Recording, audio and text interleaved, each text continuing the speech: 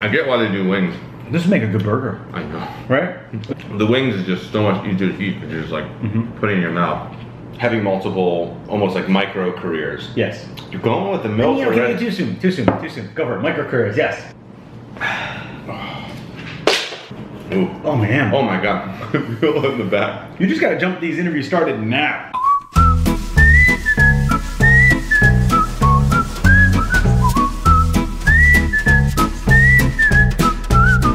Here we go, let's do this! What do you think about zooming? Zooming in on us? Here we are. Hello. Cheers. Cheers.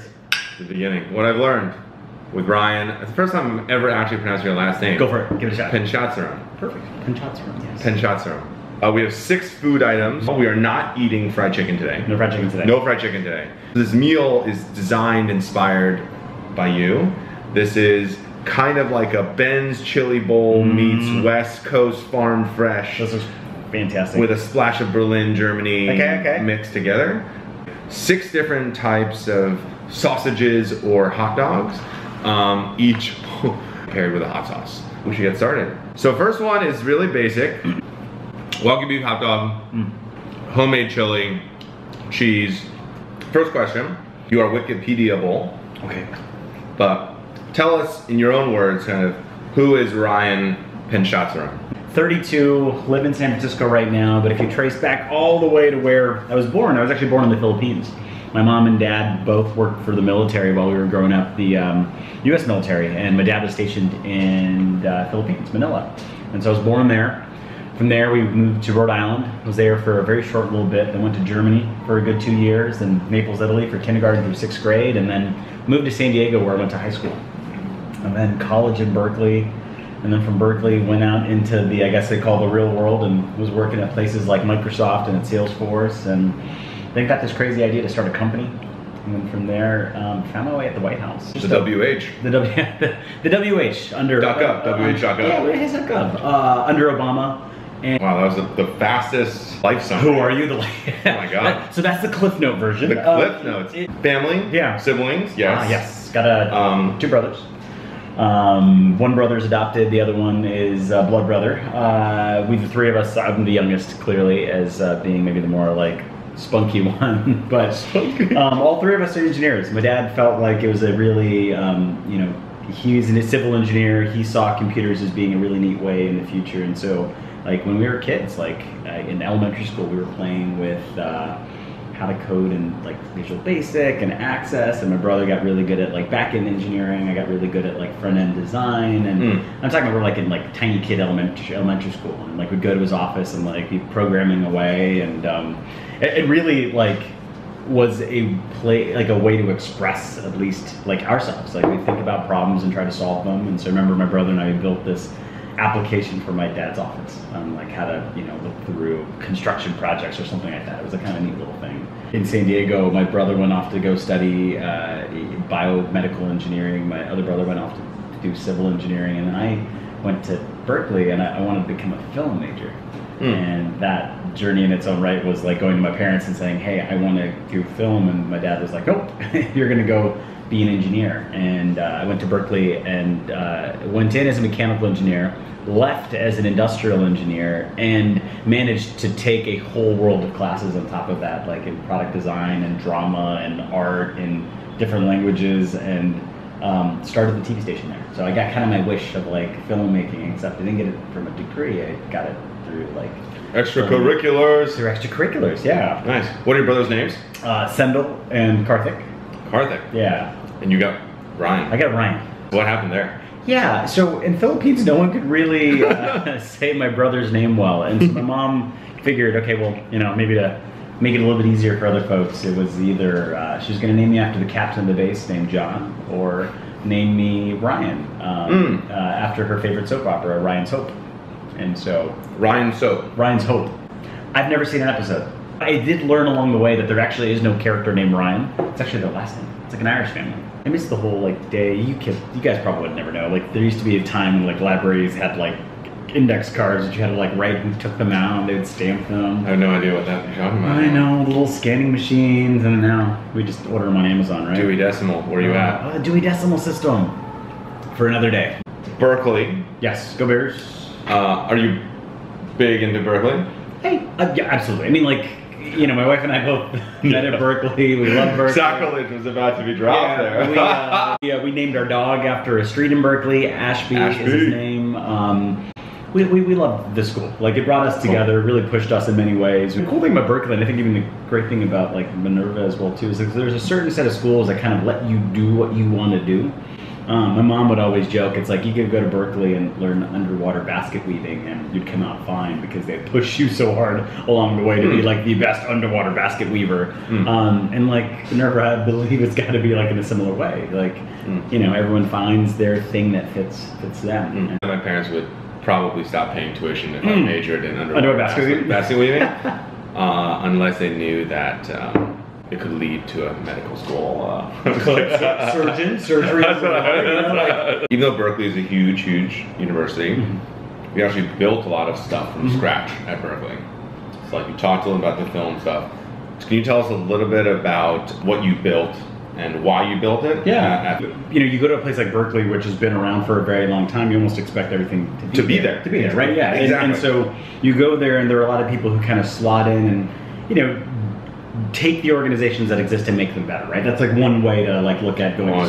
Alexa, turn off. Forgot to turn Alexa off. Okay. There was a little soundtrack underneath it all. Yeah, you almost expect that every club known to man exists. Should exist, like, man and woman. Yes, you go there and there's, you know, of course, there's the student government, there's the newspaper, there's every group you could think of is really already there. And for me, I went there looking for, you know, the film club or like the TV station, and I actually didn't find one. When it came to the TV station, actually Berkeley didn't exist, and you had the president of the ASUC in his like welcome speech being like, hey, you know, we're gonna start a TV station this year. And so I was like, oh, this is awesome. That's where it is. I'm gonna go find out how to be a part of it. And, you know, I went to the main ASUC center and they said, come back next Thursday. That's when we're gonna have the kickoff. And when they had this kickoff meeting, there's maybe 12 people in the room. And the first question they asked was, who here has TV or media experience? And like, I was the only person to raise my hand because it was a thing that I did back in high school. You know, personal passion, but also my high school had a really good digital media program, so I'd learned how to film, how to edit and all that. And so because I raised my hand, they were like, okay, here we go. You get the budget and you have, you know, like, go figure it out. And for me, it was this 4-year-long journey to build this TV station. I failed pretty miserably the first 2 years. You know, we tried getting off the ground, trying to find the right people, and I learned very quickly that the only way to build things are to first build the team, then you can build the idea. And there's 4 people that it took me till junior year to find. A guy named Ani Vimprala, Cindy Chow, and Cindy Chow. Oh yeah, myself. I was like, there's a 4th person. Ghost. Right? And then there was, of course, folks like Neha and Kushbu and everybody else that was there from the beginning. But it was this initial crew that all saw this one vision of like, hey, we're going to make TV content on campus, whether it's news, comedy, sports, or whatever. You know, we're not going to go on traditional television because we don't have to, right? For us, it was like, let's just put it on Google Video or YouTube, actually. Google Video? Yeah, like before YouTube. I mean, for us, it started there as 4 of us, then grew to 10 of us, and by the end of the year it was 20 of us. By the time I graduated, it was 40, and today it's close to like 100 to 150 people. Yeah. Right? I mean, like the moral or lesson for me there is like, it was just very much this entrepreneurial experience. You go to some place, you think something can be better or should exist, and then you find the people around there that believe in the same thing as you, and you kind of rally the troops and go to get it done. And a place like Minerva, you can actually make any student group you want, right? You don't actually have to fit the old mold. Like, if there's a better way to do it, you absolutely can. And that's actually something I'd like highly encourage. And the kind of the neat balance you have is that you're not in some way stuck to a campus, right? Like for CALTV, we embrace the fact that we're part of Cal, which is the other name for Berkeley, Cal. You know, seriously, like, what is he talking about? For Minerva, your sphere of influence is actually every community of the 7 cities. The 7 cities you're in, and so it introduces a level of complexity, but also this kind of opportunity. Like I remember, it's like, cool, we're all in a room, so what are we going to shoot, right? Like, what are we going to go film? What story are we going to tell? And it's like once that first one got out there, the second one actually ends up becoming a lot easier, right? But it's like you have to have everybody rally around a vision of what it's going to be. And you know, the thing that all four of us really wanted to do first was actually tell the news. Like the news of Berkeley, the news of current events and how it impacts the students. So we all saw the same kind of perspective there and all rallied around that, right? You yourself could create it. Like I could have built the TV station by myself, but it would nowhere near have been as great without Ani and Cindy and Chow and the others, right? They brought their perspectives to the table, and you then have to, as a team, actually build it and make it come to life. And it is always better when you add more people, more good people to the equation. This one is... what am I eating, Mike? Describe. Chicken sausage with jalapeno in there. We've topped it with some little boom sauce. So this is a little Chinese chili oil. But on top of that is some avocado. This is the California part of it. Ooh, that's good. It's got like Asian flavors to it because of your boom sauce. I'm Ryan. I'm graduating college. Yeah. Give me like 2 things that you felt like were truths that you felt like you learned. I think these are 2 things that I didn't know really well back then, actually. I think it's taken me this long to realize. I think the first one is the jobs that you have after you graduate are going to be and really tied to the people that you know, right? The doors that they open, the opportunities that they go after, the places that they go work, and the experiences that they have. And so it's actually really important to really get to know the people around you, right? Your fellow students and your fellow, you know, like comrades in this experience, because, you know, 10 years later, they're all going to be in wonderful and amazing places. And if you form these great relationships in college, they pay off many, many in the future. I actually remember my, you know, first internship experience where I actually couldn't find one. I started looking in January, February goes by, March goes by. Junior year? No, this was sophomore year. Well, so pretty, I mean, Ryan, looking for an internship sophomore year. I was looking early. I looked in January, I looked in February, I looked in March, no's, went on interviews, got more no's, and by the time I started hitting April, May, which ended up being close to summer, it was kind of like bummed. I was like, you know, I thought I had a set of skills, I thought I interviewed well. Totally. And so I ultimately ended up reaching out to someone that I'd met through like more of a like social networking kind of thing, and was like, hey Julie, you know, you're already out there in this one company called Salesforce. Like, these are my skills. You know, I can build websites, I can do marketing, I can do that. Are there any opportunities? Within 48 hours later, I had a job. 24 hours later, I had an interview, and then 24 hours later that, I had an internship over the summer. And it ended up being one of the most important internships for me, but it was like, it wasn't necessarily listed on a website, but it was through the people that I knew at the time. Humans that you meet in this community, whatever community it matters. Yes. Invest in them. It means the students, it means the faculty, it means anyone that comes into the campus. And you never know where they will play in your life going exactly. forward. Absolutely. Okay, what's 2? The second one I would say is that, you know, when you think about these opportunities, you can look at them as like smaller entrepreneurial opportunities, or like really big ones, like going to a place that has like 20 to 30,000 employees.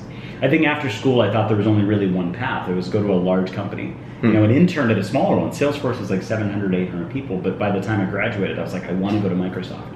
You know, it's got 50,000 employees. Salesforce was only 700, 800 when you were there. Yes, it was a tinier company. Back in the day. But I really wanted to go to Microsoft because like that was this place where you could learn and get trained, and these things all hold true. But I think one thing to know is that you really have 2 paths and options, right? You can go to, you know, very more established companies and go there and learn from some of the greatest and learn from, I guess, the more establishedness of these big places, but also know it comes with a little bit of bureaucracy and politics and really knowing how to navigate that. But that's why you go to these bigger places. Or you go to the smaller one, right? The startup in a new city, or a company that just has 30, 40, 50 people and growing. And I'd say if you pick that path, like, make sure the team is amazing, right? Like the founding team, that they're going to help support, mentor, coach you, and guide you, and they're people to learn from. You don't often hear the benefits of a big organization. So curious, I know you've had experience at big and small, so curious any stories you've heard there. Yeah, of course. But like benefits on the big side, it's like there is more access to mentors, right? They have this, usually have a structure for that, and that's actually a really good thing. But when you go to a big company, like that's actually a big test, right? Is the manager that you're going to work with someone that is going to mentor you and help you grow? I mean, at Microsoft, I had great managers that were able to let me do that, right? Like, they were able to like, you know, see the potential in me and actually shape and guide me. And that was actually really, really useful. When then I ended up going to do a startup, you're like, okay, I've got all the bad habits out of the way, because you learn it from people that are really good at that. If I had to share like another bigger place, like just for a second, it's like when you think of government, that is the biggest, or like the United States federal government has almost if you include the DoD, 3 million employees. Right. These big places, the neat thing about them is that while you may not be able to move as fast, if you move it just an inch, you have a phenomenal amount of impact, right? Small place, move fast, but sometimes a little bit like smaller impact. Big place, you move slow, but you can have tremendous amount of impact there. Around just a framework to think about how to invest in what type of organization at a certain moment. Momentum is mass times velocity, right? And so large organizations, while you may not be able to move fast, like if you're able to actually move it in a small direction, it has a massive impact, like I was saying before. And then if it's a small organization, you can move really fast, but you're gonna have a less of an impact. But if you move really fast, you can actually do really big things. Next. Oh boy. Next. Now we're getting to the spicy. This is the currywurst. Cheers. So this is, currywurst. Oh gosh. We spent some time in Germany. So it's currywurst. And? With a splash of ghost pepper. And, cheers. It'll be good. Let's rock it. Get it on yours. Oh yeah. That one's damn good. No. The heat really hits the back. It hits. It's the back burner. Oh. You feeling it? I'm feeling it. Yeah. Cheers. Chocolate milk. Oh lordy. You're married. I am. Her name is Sue. She's amazing. She's great spike ball player. Ooh. It's happening. What is happening? How are we gonna do these other ones, my friend? Would you like to hear what Sue's 6-word story for you is? Yes. Sue's 6-word story for you is... Sue's amazing, by the way. Ryan is perfect. Aww. And loves dogs. Yeah! What would your 6-word story be if you had to come up with it for yourself? For her or for me? For yourself. Damn, this is spicy. What am I doing? No, that's not the 6 words. Okay. Always curious, always learning, and always adventure. These are questions that Sue thought you'd be appropriate to better get to know the human that is Ryan. First question, if you could not talk about work or politics. Okay. Dogs, duh. outside of the love for animals and four-legged and creature of sorts. Four-legged and creature. I actually love talking about like movies. And that I think you can kind of connect with like anybody. So I'll talk about that. I would go and talk about like food. I would talk about travels. I mean, I really do thank my parents like for kind of giving my brothers and I like the best growing up experience of moving and jumping between cities and like being very comfortable on the go. And so with that, like you can relate to a lot of people. I mean, actually, if you think about it here, I know your school has a world of people coming together in one place, but you travel in so many places and see so many cultures that, good gosh, you could talk to anybody in the world, right, and have something to relate to. Might be a generational thing, but remember The Titans is a phenomenal movie. If you guys haven't seen it, you have to go see it. If your house was burning down, save the dog. Before, not including the dog, what would you rescue? You know, since everything's in the cloud these days, I don't have to run in and save my computer, right? That's one thing for sure. Okay. Everything is like, I've either digitized, like you don't understand, like I've like gone through this thing where I've like taken every piece of paper in the house and have digitized it. Every photo is digitized. She's hoping. What? Aside for her. I thought that was a given. No, we have a plan. The plan is this, is that I save her, she saves Ashby. Like we've already got this down. Since she knows you love food, last meal, last supper, what would it be? Meal from like growing up that it took me a long time to find. And like growing up, there was always this like food that we would eat when we were traveling in Germany, and I could never figure out what it was. It was like this breaded, pounded thing. And I thought in high school and in college that it was like fish, but it wasn't. Like every time I'd eat like a pounded fried fish, you know, it was never had that feeling with it. And then finally, like 5 years after college, I had Wiener Schnitzel. Wiener Schnitzel. And I like remembered like squeezing the lemon on it and like taking a cut and putting it in my mouth and being like, oh my God, this is childhood. And so like I had just a very emotional experience with like with the good like pork or Wiener Schnitzel. Like this is another chicken sausage, but on top we have, I think this is the Pain 100. but we've topped it with some fava beans. That's which the fava beans are gonna like magically. So cheers. Here Cheers, brother.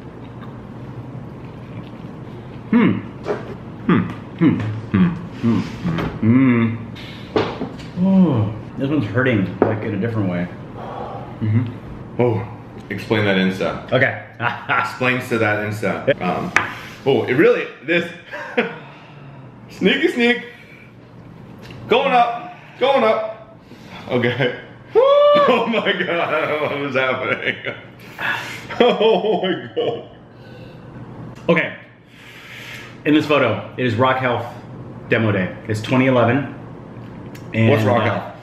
Rock Health is an incubator for healthcare startups. We were part of its first class of investments that they made. After I left Microsoft and decided I wanted to start a company, I thought with mobile phones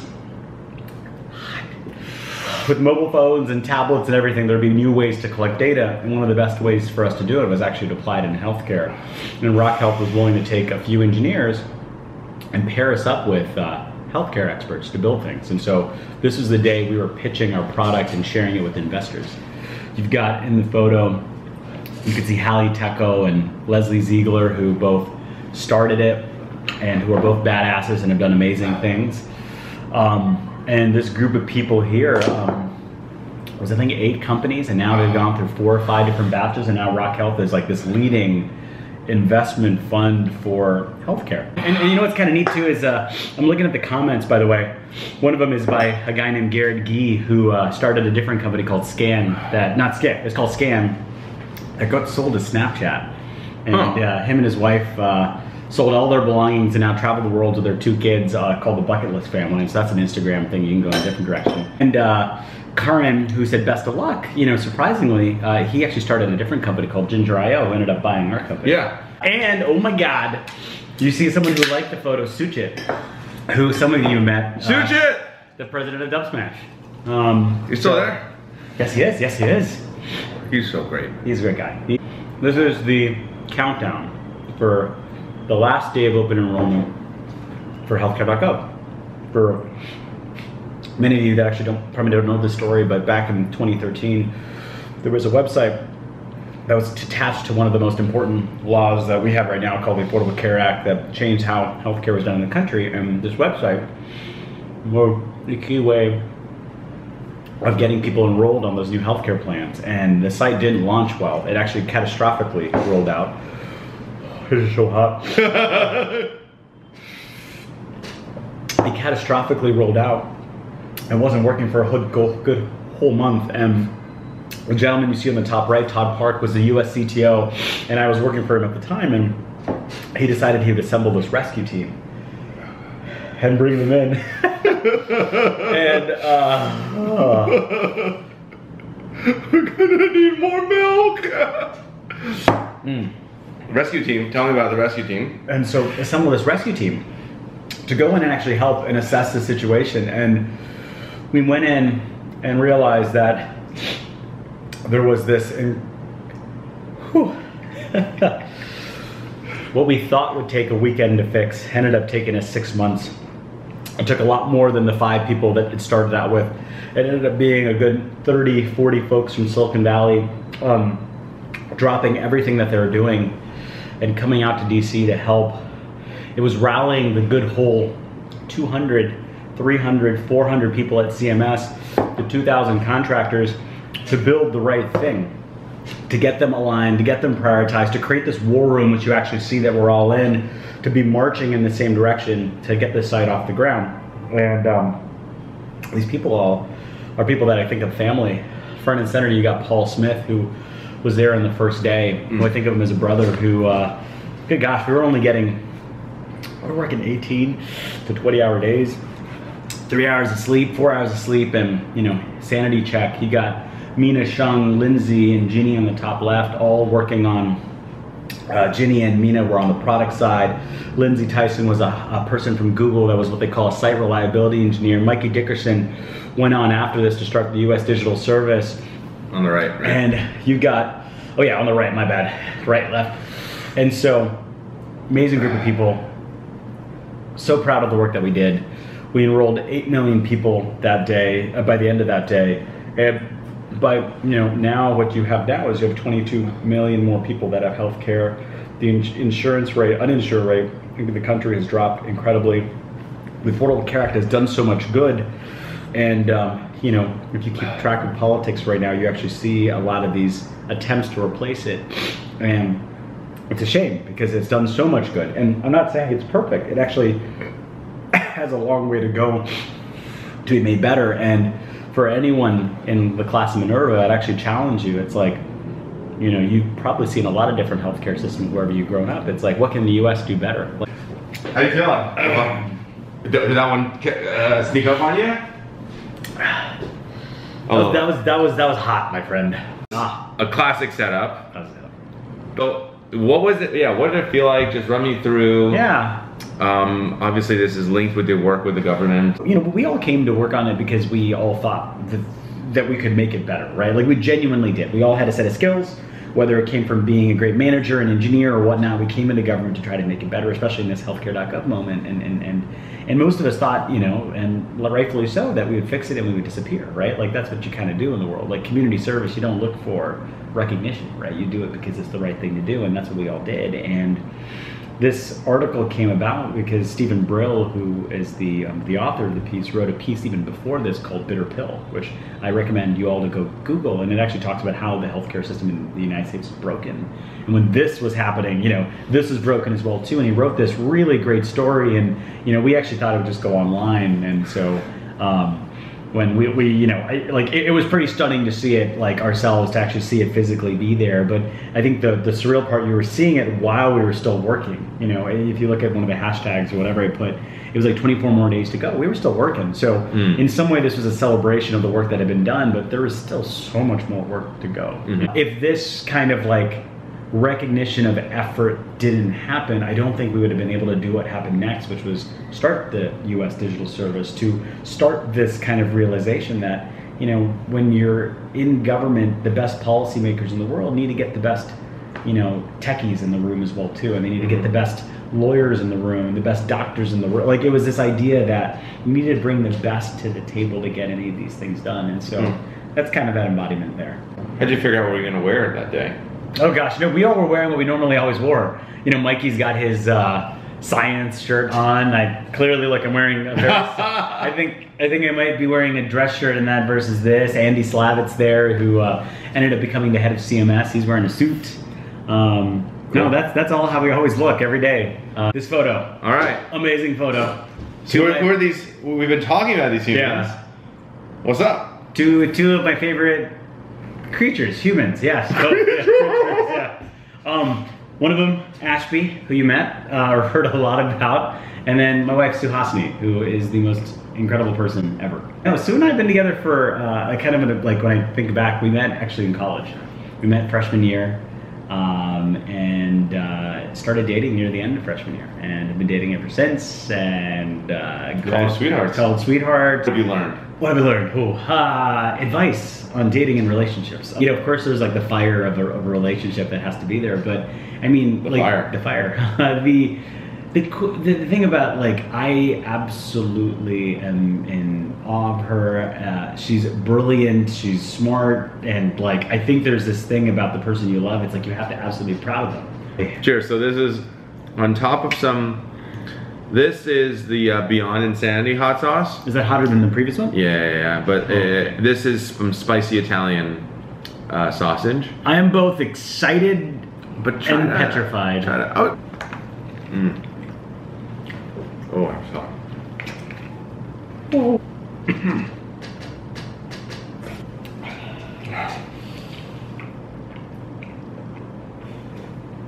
Oh my god. How do we do this? Incredible people.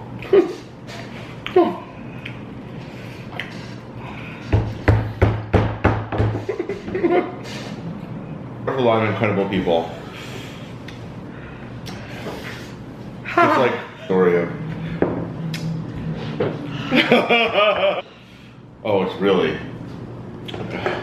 Is it picking up? Yep. Okay, mentorship.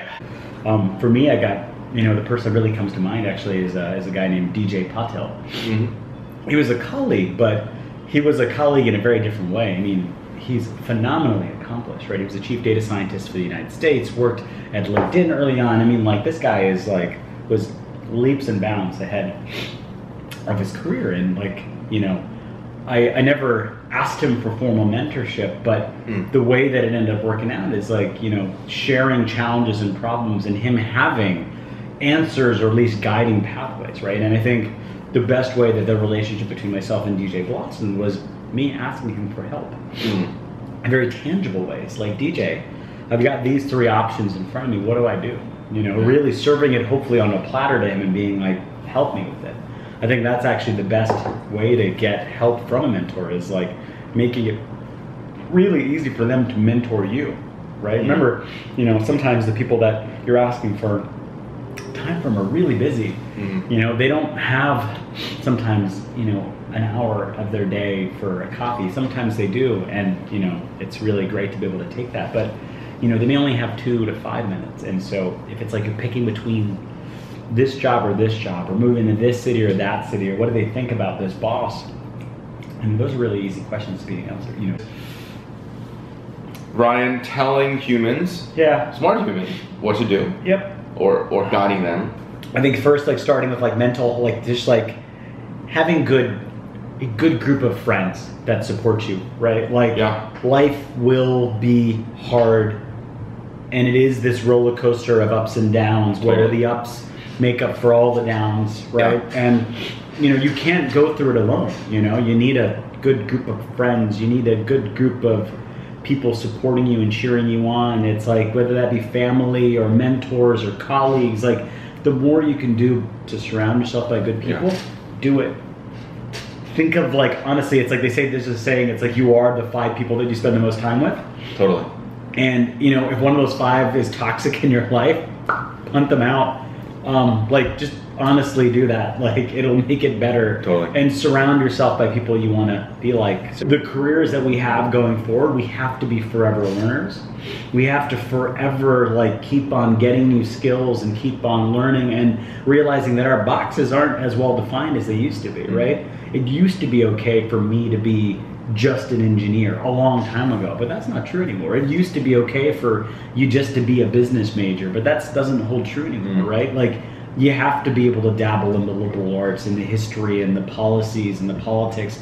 You have to also be able to dabble into the more data science and engineering side. And so get comfortable being fluid, but just always keep learning. So that's like the mental health, the brain piece, but then maybe the most important thing, like, you can also do, it's like in college and after, is like, you know, I think it's really important to find a really good person to partner with for your life, you know, like that person that pushes you, drives you, helps support you, that you can be proud of, they're proud of you.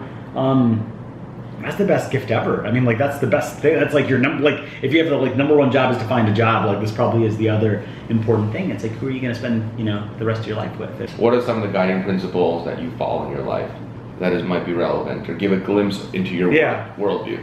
It's like, if you could program Ryan, what are the rules that he runs by? It's like, oh gosh, mine are pretty like straightforward of like who I am, which is, you know, I do try to assume the best in people, right? I feel like everyone is trying to do the right thing, mostly, right? Like, there's something people are trying to optimize for, and it usually is the right thing, or if not, it's a thing of survival. And so it's like knowing that, like me, myself, it's like always try to do the right thing.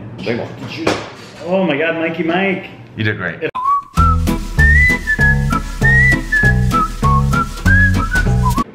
Okay, we're good. No, we're not. I just came back up.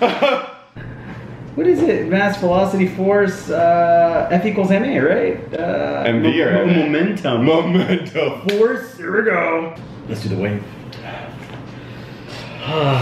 Okay. I'm so spicy right now.